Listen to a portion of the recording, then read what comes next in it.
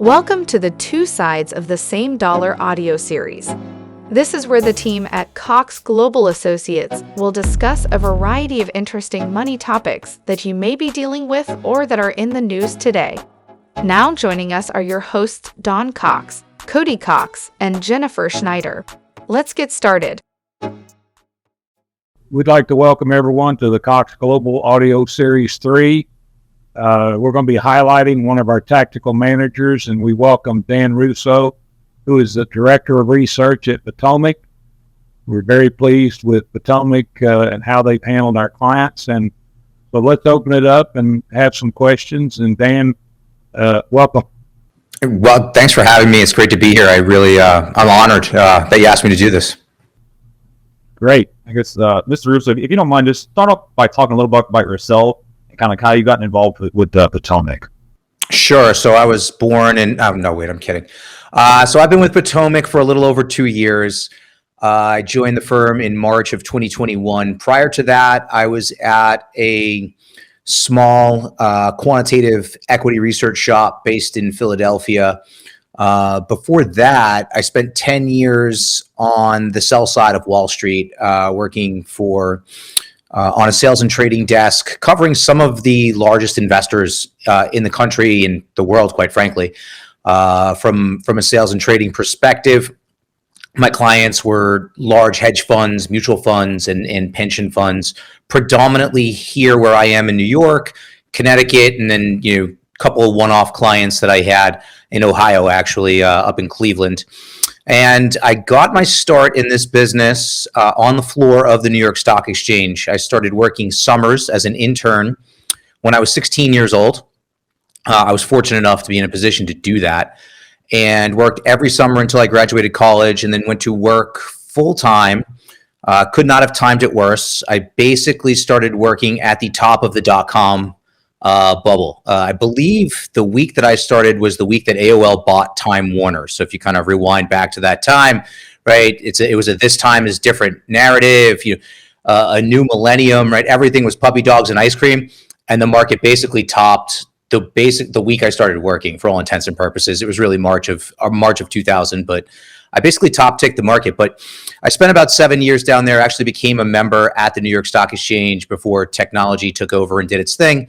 At that point, that's when I transitioned off the floor into a sales and trading role and got exposure to a lot of tremendous investors. Yeah, great. And then I guess just tell us, for anyone that might be watching this, tell us a little bit about just Potomac, kind of at a general level, what y'all do. So we are a tactical money manager putting together portfolios of ETFs and mutual funds based on what can be boiled down to technical analysis. Essentially, what we are doing is testing different environments and different indicators within the market, combining those indicators to create a composite model that basically tells us if and when we want to be in the market, and if we want to be in the market, where within the market do we want to be allocating capital. So we kind of have this mantra of, we believe in probability, not prediction. And if it can't be tested, it can't be trusted. So that is how we come to the market. We're not here for narratives. I mean, we're recording this today. It's June 14th. Happy Flag Day. Also happens to be a Fed day, where everybody is widely expecting the Fed to pause in this current rate hike cycle. That's not really driving what we're doing on a day-to-day basis. We're not making changes to the portfolio because the Fed is going to announce today. If we make changes to the portfolio, it is going to be because we received a signal from our systematic indicators and from our composite model telling us to do so. I know y'all have those four kind of main strategies. We use a couple of those at the moment. I think the main one we use right now is the bull bear strategy. Sure. On an overview of kind of that strategy there at Potomac. Sure. So the bull bear strategy is made up of 4 affiliated funds.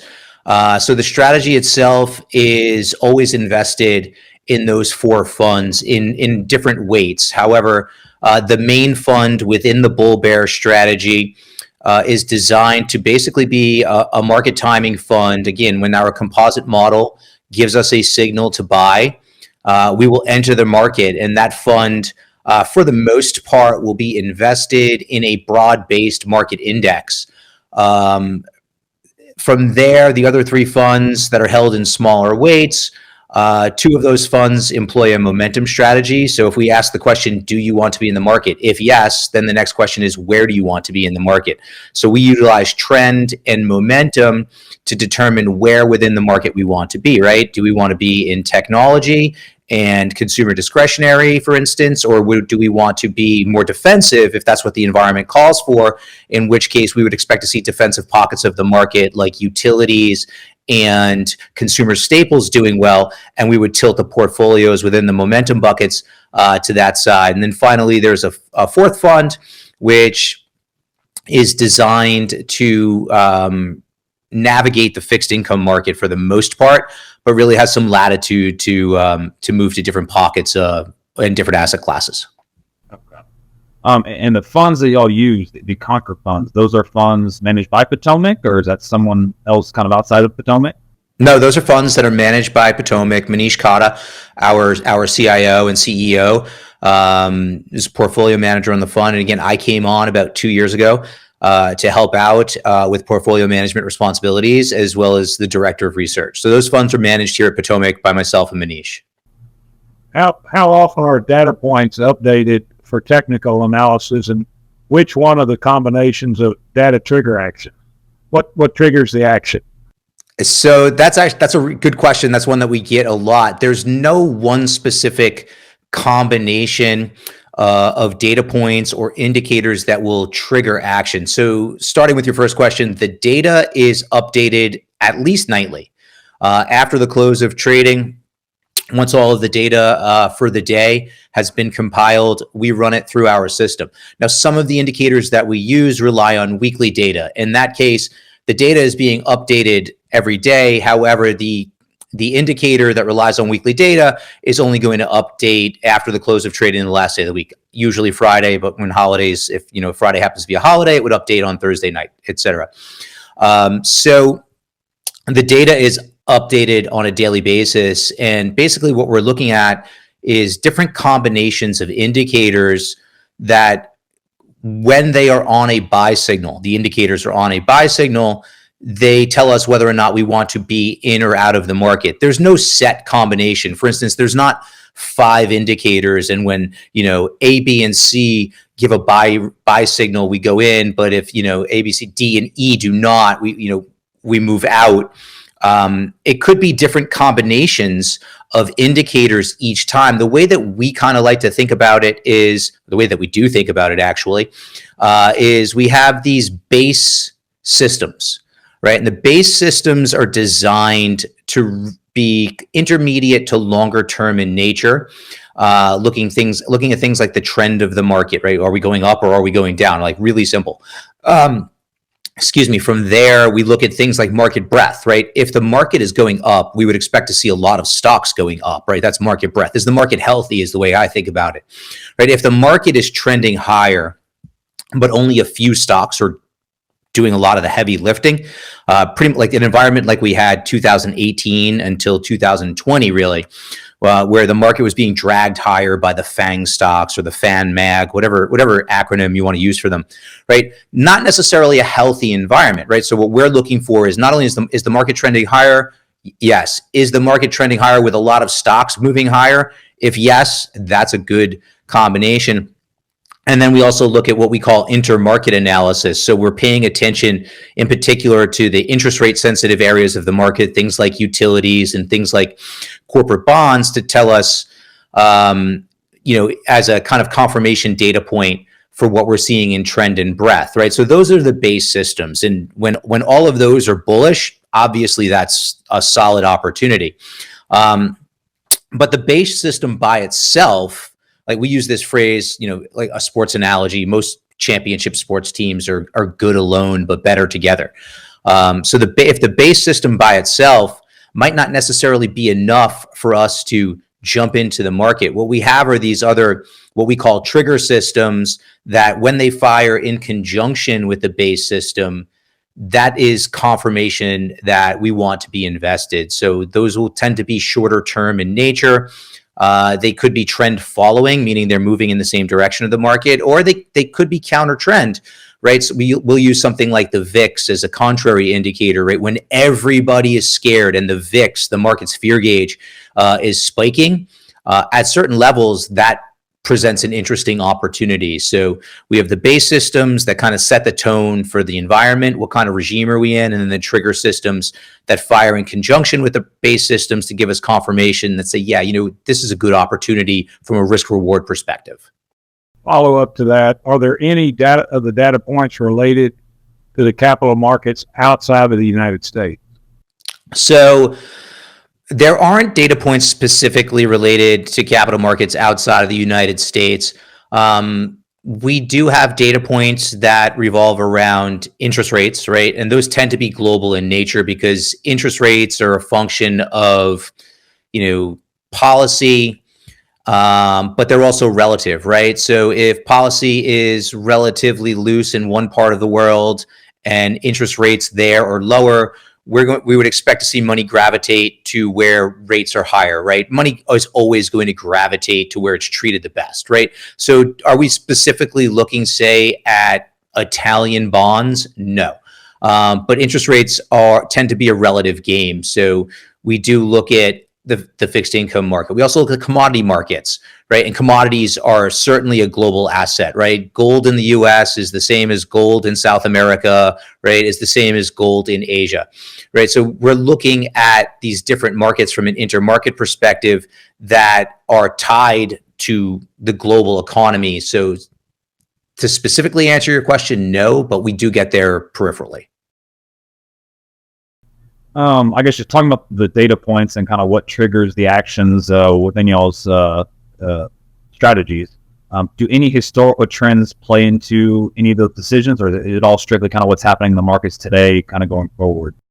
Well, the historical trends drive all of the testing that we do, right? So what we try to do is, whenever possible, get as much data as we possibly can. If we're testing an indicator, we want to get as much data as we possibly can get, going back as far as we can get to create a large enough sample size that we could at least have some level of confidence in the output that our testing is giving us.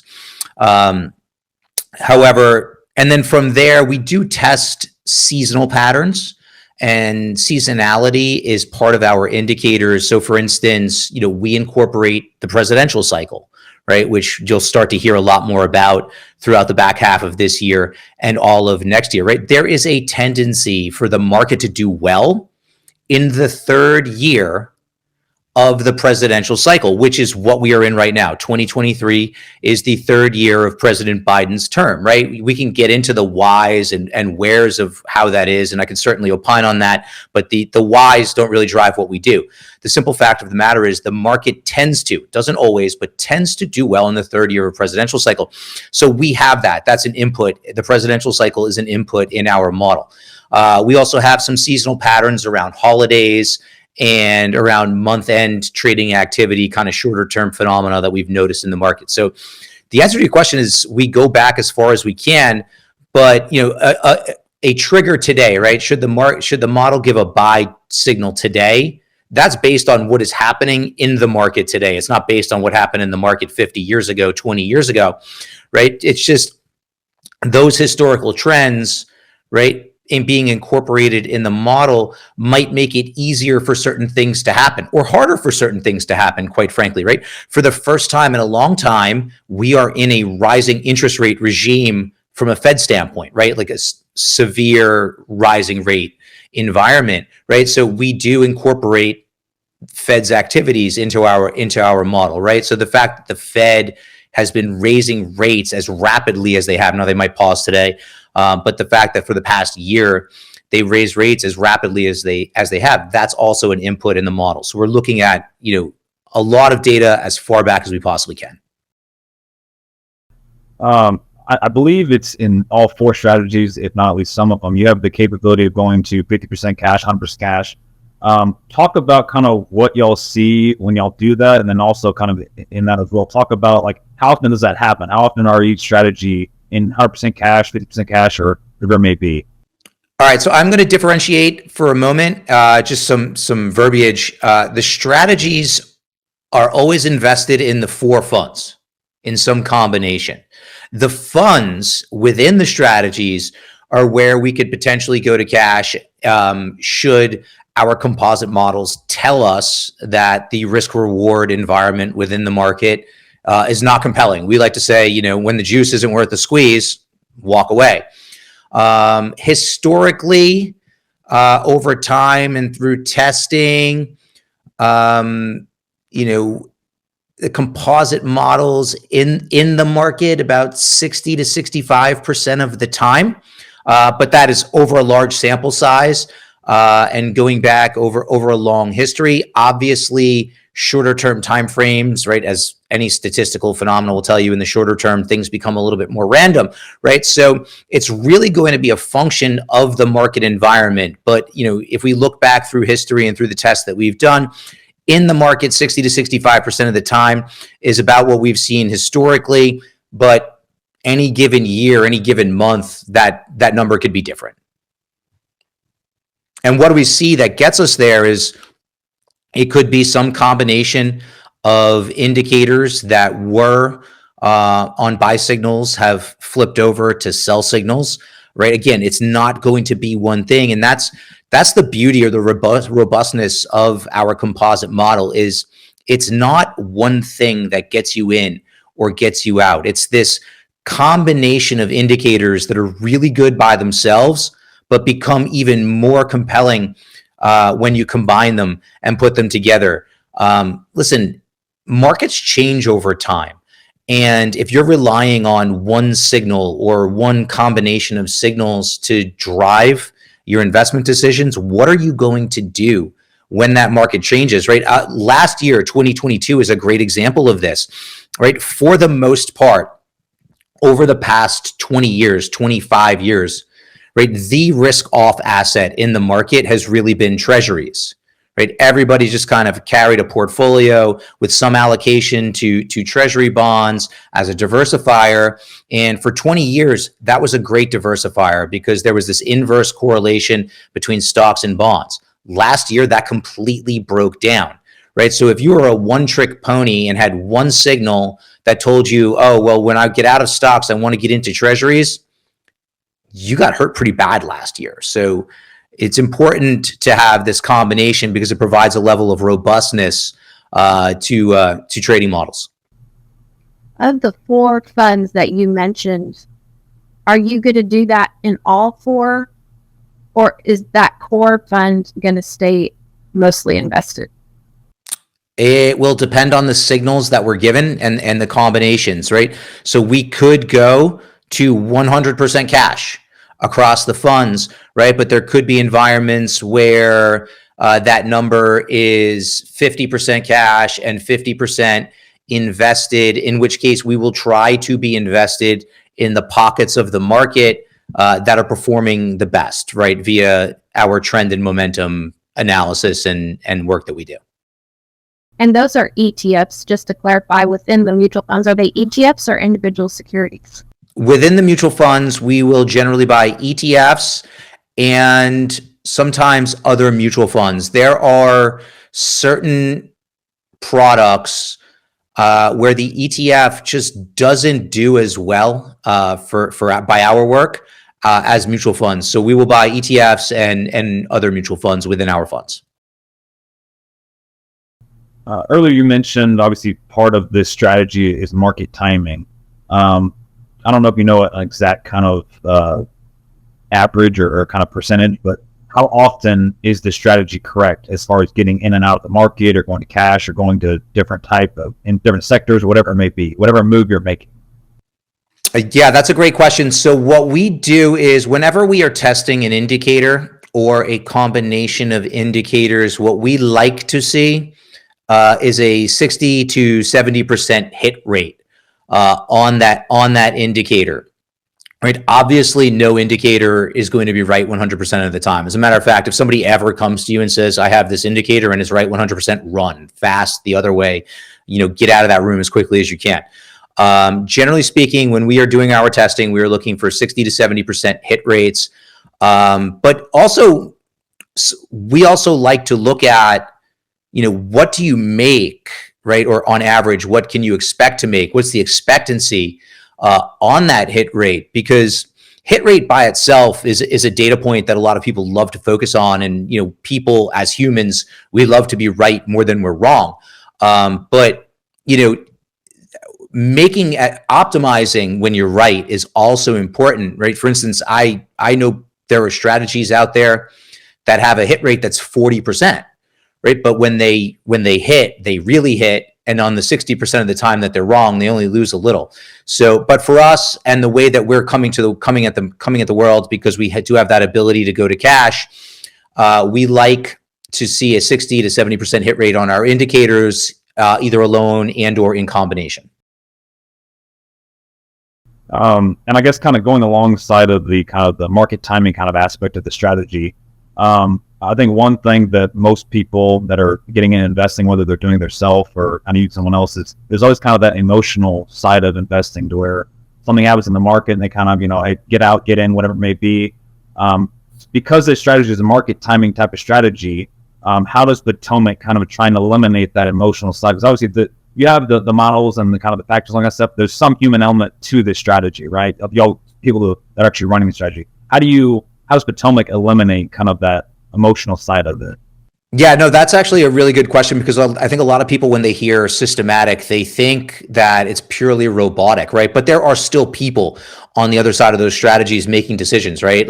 And the human element comes in with what indicators to use, what parameters do you want to use on those indicators. So the way that we try to get around the bias, and we admit bias is everywhere. We are human beings, right? I always tell the story. It's actually a running joke at this point, but I personally, Dan, am predisposed to be bearish, right? I told you when I started my career, right? I'm in college. It's the 90s, turn of the millennium. Everything is puppy dogs and ice cream, and the market just crashes. Literally, like starting the week I started, right? And then we live through these other events, or at least in my career, there have been 3 or 4 huge events where the market has gone down a lot and gone down quickly. So I'm predisposed to be bearish, right? So the first thing you have to do is recognize that in yourself.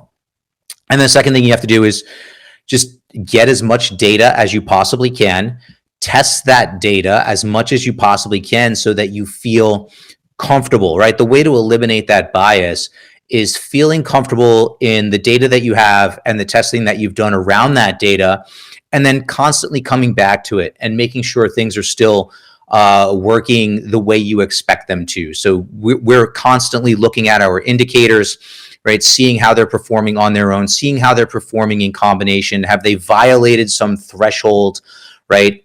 That would say to us, okay, let's take a look at this, right? So I think the hardest bias to deal with is recency bias, right? We all tend to see what's happening in the market right now and say, well, how could we have captured that if you didn't? Or how could we have avoided that drawdown if you happen to take a drawdown?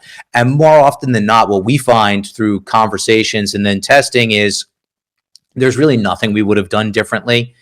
And, we're just going to leave things the way they are. But, you can't avoid your biases. We're human. We have them, right? The best way to mitigate them is to have really good data, test it really well with sound principles and ideas, right? I could look out my window right in front of me and say, well, if I buy the S&P every time a blue car goes by, let's see how I do, right? That makes no sense, right? Your testing has to make economic sense. So good data, tested rigorously, is a good way for you to kind of avoid biases. I mean, think about it. As someone who's predisposed to be bearish, I would almost never be invested. I can kind of argue the bear case in almost anything. And I personally have to be systematic to get around that. So being systematic helps me mitigate the bias. Yeah, when you talk about combinations of data, is that something you're putting into the computer, or are you all talking about that versus, well, are you adding it? And then have you added new combinations in the more recent times? Has it caused you to look at different scenarios that you never did before? Yeah, so a lot of the ideas that we have and come through conversations or something that either I've read or Manish has read, and we say, hey, this is interesting, let's test it, right? And then that's where the work will begin. We'll start to go back and get the data, and then we'll start out by testing something, right? An indicator by itself, right? What happens every time the S&P 500 makes a new 63-day high, for instance? I'm not saying we use this, but just as an example, right? That would be something you could test, right? 63 days is roughly 3 months of trading, a quarter, call it, right? So if you said to yourself, oh, well, what happens every time the S&P 500 makes a new 63-day high? Well, that's something we can test, and we can go back a long time to test that, right? So that would be a starting point. But that on its own, right, that one data point is not going to be enough to get us to do anything, right? So we might find out that that indicator works great on its own. You say, well, every time the S&P makes a 63-day high, if you were to buy it, you get this percent return with this drawdown, and that looks great. And then you combine it with some other indicators, and you find out that it really adds no value at all, or maybe it detracts value. So we're constantly doing work like that. But within a framework of an existing model, as you can imagine, the hurdle rate for new ideas is high, right? So for a new idea to get itself into our models, it needs to add value either by enhancing return without increasing risk, right? Maintaining return while decreasing risk to the model, right? That's a high hurdle. We are constantly trying to do it because I love markets, right? I spend a good chunk of my time reading research, reading old papers, reading old books, looking for things that we currently don't incorporate and trying to test them. I talk to as many people as I possibly can who I think are smart, who I think do good work, so I can try to glean ideas from them as well. It's, anywhere I think I can find good ideas, we try to find them, and then we test them as rigorously as we can. And if it adds value, we look to incorporate it. And no, I think it was a great session, and Dan, we really appreciate you joining us, and quite honestly, but we're so glad we started with Potomac, and thank you. Our clients tell us the same thing. So what more do you? Great.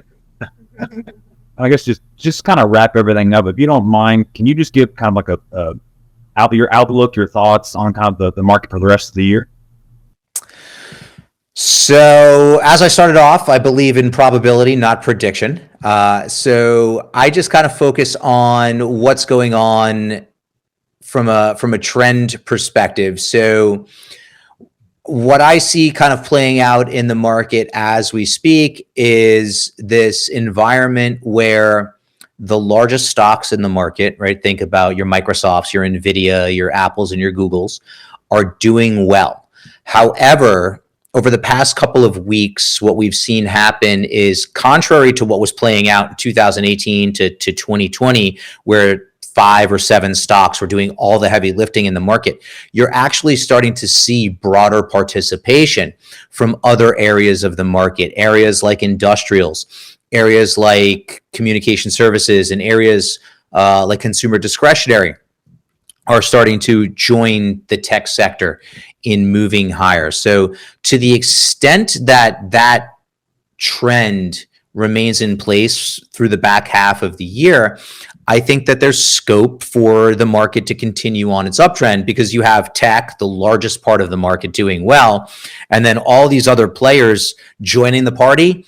That's a recipe for the market to do well. So for us, what we want to do is, when our composite model tells us we want to be in the market, we want to be focused on the areas of the market that are performing best. Well, once again, we really appreciate your time here. Thank you. It was a pleasure. It was a lot of fun. Thank you.